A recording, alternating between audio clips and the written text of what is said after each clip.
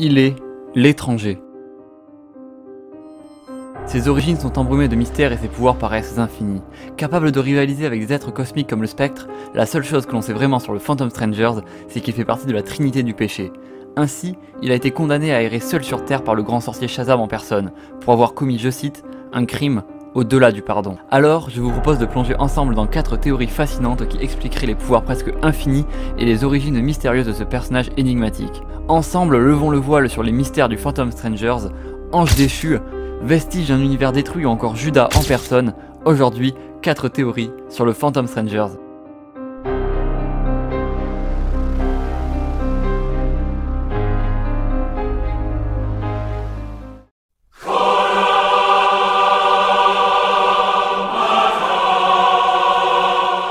Toutes les théories que nous allons voir se basent essentiellement sur le comics Secret Origin numéro 10 de 1987 et Phantom Strangers numéro 0 des New 52. Et selon cette première théorie, le Phantom Strangers serait en réalité un ange. En effet, une des genèses proposées par Alan Moore dans le comics Secret Origin nous replace au moment où Lucifer lance sa rébellion contre le paradis. Lucifer, alors jaloux du pouvoir de la présence, complote contre son père et monte une armée pour envahir la cité d'argent. Ainsi, c'est l'ange Etrigan qui va proposer à un ange nommé le Léviathan de rejoindre les armées de Satan. Cependant, cet ange reste méfiant et indécis. En effet, cet ange a déjà été renié par le trône divin et craint d'être à nouveau écarté par Lucifer après que la bataille soit finie. Ne voulant se ranger d'aucun côté, c'est finalement Satan lui-même qui lui arrachera les ailes et le condamnera à errer parmi les humains pour l'éternité. Cette théorie n'explique cependant pas comment le Phantom Strangers a reçu ses pouvoirs, sa magie serait-elle le reste de ses pouvoirs angéliques? Mais si c'était réellement un ancien ange, cela expliquerait pourquoi il pourrait se rendre de royaume en royaume sans limite, ce qui est strictement impossible pour tous ceux qui ne sont pas des anges. Et se déplacer de royaume en royaume sans contrainte, c'est justement un des signes distinctifs du Phantom Strangers. Aussi, cette théorie est corroborée par un autre récit, le Phantom Strangers Vertigo Vision, où il est fait mention d'un ange écarté par la cité d'argent pour avoir aimé une humaine. En effet, dans Trenchcoat Brigade, un crossover réunissant John Constantine, le Phantom Strangers, le Docteur Occulte et Mr. E, le Phantom Strangers va reconnaître de lui-même avoir été damné pour avoir aimé.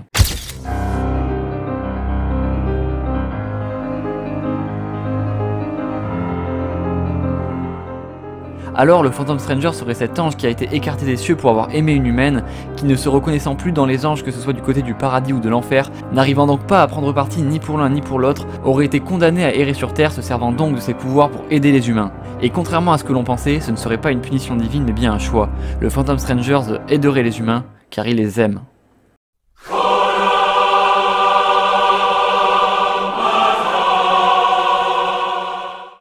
Toute chose a une fin, notre univers y compris. Et justement, en partant du principe que les univers meurent et renaissent, ce qui est le cas dans DC Comics, on l'a vu lors des différentes crises, on pourrait supposer que certains êtres ne proviennent pas de notre univers, mais bien d'un univers précédent. Ça expliquerait tellement de choses, par exemple le fait qu'il n'ait pas à répondre à certaines règles imposées par l'univers, ça expliquerait qu'il puisse rivaliser avec certaines des entités les plus puissantes, comme par exemple le Spectre, ça expliquerait aussi pourquoi la présence est aussi proche de lui, car ce serait le seul être réellement indépendant de l'univers, et la présence se serait rapprochée de lui à la fois pour le surveiller, mais aussi pour le manipuler, lui faisant croire que c'est lui qui lui a donné ses pouvoirs afin qu'il ne se rebelle pas. Cette théorie s'appuie sur un autre récit présent dans le comics Secret Origin. Ce récit nous raconte la fin d'un univers. On y retrouve les derniers humains qui tentent de maîtriser l'énergie du Big Bang afin de la réutiliser pour donner un second souffle à leur univers. Cependant, le Phantom Strangers les avertit que ce n'est pas la bonne voie à emprunter, mais avant qu'il ne puisse en dire plus, il se fait électrocuter par derrière. Car oui, il est immortel mais il peut se faire électrocuter, ne posez pas de questions. Mais en réalité, l'un des scientifiques était un agent de l'antivie voulant plonger l'univers dans les grandes ténèbres. Et alors qu'il était retenu prisonnier par un autre scientifique, le Phantom Stranger toucha du doigt un des scientifiques et lui conféra ses pouvoirs pour qu'il puisse s'échapper. Ainsi, le scientifique avec les pouvoirs du Stranger se projeta dans la machine pour l'arrêter, mais trop tard. La machine était lancée et le scientifique absorba tout le pouvoir de l'univers qui s'écroula peu à peu sur lui-même. C'était fini. Il ne restait plus que lui. Au-delà de l'univers, dans un vide infini, au-delà même du temps, il n'était plus un homme, il était devenu un étranger à l'univers même. Il était devenu un fantôme. Et certains vont même plus loin dans la théorie en parlant d'une boucle temporelle qui à chaque fin de cycle de l'univers verrait la même histoire se dérouler. Personnellement j'adore cette théorie car comme je vous l'ai dit plus tôt, cette théorie permet d'écarter toutes les autres origines si on part du principe que c'est la présence lui-même qui manipule la mémoire du Phantom Strangers pour qu'il ne se souvienne pas de sa vie précédente, car s'il venait à s'en souvenir, alors la boucle recommencerait et l'univers serait à nouveau détruit. On pourrait penser que venant d'un autre univers, le Phantom Strangers n'aurait en réalité pas à répondre au dieu de cet univers, il serait totalement indépendant. C'est pourquoi la présence aurait tout intérêt à le manipuler, lui faisant croire que c'est lui qui lui a donné ses pouvoirs. Et alors les autres origines story qui nous seraient proposées dans les autres comics que nous verrons plus tard seraient en fait des manipulations, des fausses histoires créées par la présence pour manipuler le Stranger. Alors oui, ça part loin, dites-moi ce que vous en pensez dans les commentaires, mais personnellement c'est une de mes théories préférées.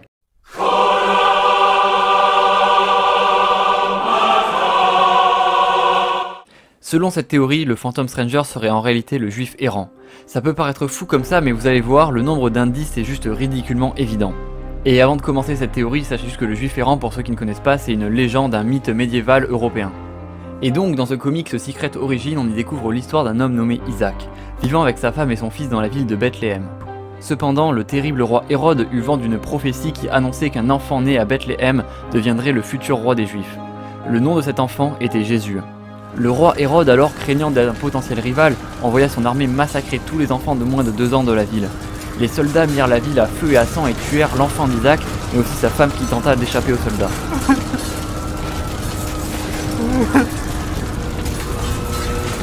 Fou de rage et tenant Jésus pour responsable du massacre de Bethléem, il dénonça Jésus et soudoya un soldat pour prendre sa place afin d'assouvir sa vengeance. Cependant, Jésus le maudit et le condamna à errer dans le monde sans repos jusqu'à son retour. Peu à peu, au fil des années, sa haine disparut et il comprit qu'en attendant le retour du Christ, il devait expier ses péchés en aidant les humains. Et cette histoire se rapproche en effet beaucoup du mythe du juif errant. Ainsi, Pierre-Henri Salfati explique dans son livre La fabuleuse histoire du juif errant: l'histoire du juif errant serait celle d'un cordonnier juif, contemporain de Jésus, et qui en assistant aux passions du Christ l'aurait repoussé et aurait ensuite été condamné à vivre éternellement sur terre pour assister au retour du Messie. Et effectivement, les deux histoires sont quand même très ressemblantes, d'autant que certains indices viennent compléter cette hypothèse. En effet, le juif errant a pour caractéristique de porter un sac contenant toujours 5 sous, ce qui fait qu'il ne manque jamais de rien. Et devinez justement qui possédait 5 sous et qui s'en est servi pour soudoyer les gardes de Hérode? Tout juste, c'est bien Isaac. Et bien sûr, le plus gros indice que je vous ai caché à des fins évidentes de tension dramatique, c'est le moment où le Phantom Strangers va raconter cette histoire à un prêtre, et celui-ci, après l'avoir écouté, lui demandera s'il est le juif errant, et le Phantom Strangers répondra que c'est la vérité. Voilà, fin du débat. Et non, bien sûr, je vous accorde que cette théorie est très séduisante, mais il y a quand même plein de choses qui ne vont pas. Comment le Phantom Strangers aurait-il reçu ses pouvoirs par exemple? S'il a juste été maudit à errer sur la terre, ça n'explique pas qu'il puisse tirer des rayons laser. Et puis surtout, la plus grande contradiction, c'est que le juif errant est un ennemi de Dieu. Il ne reconnaît pas Jésus comme le Messie et a justement été maudit car Jésus voulait qu'il soit là quand il reviendrait pour lui montrer qu'il avait raison. Alors pourquoi dans les comics, le Phantom Strangers est un des alliés les plus proches de Dieu? Et puis surtout, le moment où le Phantom Stranger dit que c'est la vérité, il ne dit pas que c'est la vérité qu'il est le juif errant, il dit que c'est la vérité par rapport à l'histoire qu'il raconte. Il y a deux interprétations qui sont possibles, je vous laisse me donner la vôtre en commentaire. Donc pour conclure, cette théorie est vraiment cool et probablement que les auteurs de Secret Origin se sont inspirés de ce mythe, mais personnellement, je préfère la dernière théorie.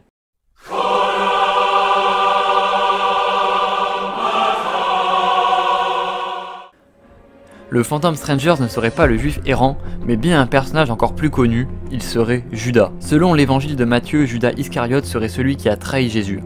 Il aurait livré Jésus au grand prêtre de Jérusalem contre seulement 30 pièces d'argent. Et retenez bien ça car c'est très important. De plus, avant cette trahison, Judas était l'un des plus proches apôtres de Jésus, et selon certains c'était même son meilleur ami. Et devinez ce que l'on apprend dans le Phantom Strangers numéro 0 de 2012, que le Strangers est jugé pour avoir trahi son plus proche ami. Mais revenons un peu en arrière. Un homme se réveille dans une pièce noire. Il pense être mort et s'attend à passer l'éternité en enfer car la seule chose dont il se souvient, c'est d'avoir commis le pire des péchés. Soudain, la porte s'ouvre et il découvre le conseil des sorciers. À côté de lui se trouve un homme et une femme.